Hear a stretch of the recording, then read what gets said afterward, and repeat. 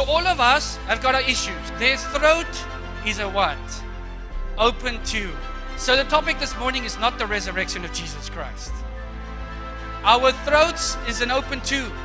With their tongues they have practiced deceit. The tongue is a little member and boasts great things. See how great a forest a little fire can kindle. So James says we all stumble in many things, and then he goes straight over to the tongue. He says that's the issue. That's why we stumble. Paul says there's not a single righteous person upon this planet, and he goes to the tongue. And he says the tongue is the issue. This mouth of ours, it defiles the whole body and sets on fire the course of nature, and it is set on fire by hell. 2,500 people dead, 1.2 million acres burned. And that makes me think of what James is saying. He's saying, listen to what a little fire can kindle. This is what the tongue does. It leaves the same destruction behind it. With the tongue, we bless God, but at the same time, we are cursing God's creation.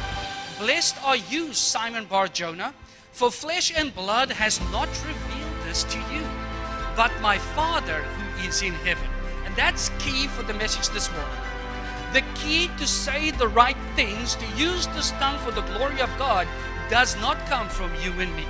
Peter finally says the right thing. But he can only say the right thing because God gave him the words to say. So just now, Peter received the right words from heaven.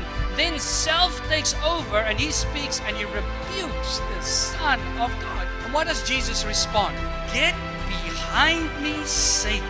What can we learn from Peter's life? And all the red personalities in our church, including myself. We say things without thinking. It either determines whether God is in charge or Satan is in charge. We say it as it is without emotion, thinking that everyone must just understand that's the way I am and you need to accept me. That's not how it works. We need to be mindful of the things of God, meaning I'll be sensitive to others in what I say and how I say it.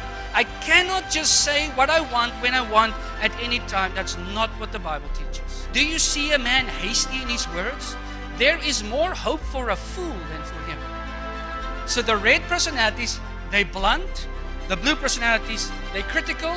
The yellow personalities, empty promises. The green personalities, they say nothing. I'm going to show you how important this tongue is in my salvation. It's actually not the rudder that points the ship into a direction. It's the pressure of the water. Our tongues creates a force. We look at our tongues and what we have said wrong and what we do wrong, etc. And we think to ourselves, this is impossible. And God says, if you will only take my hand, I will say, come my son, I can tame your tongue.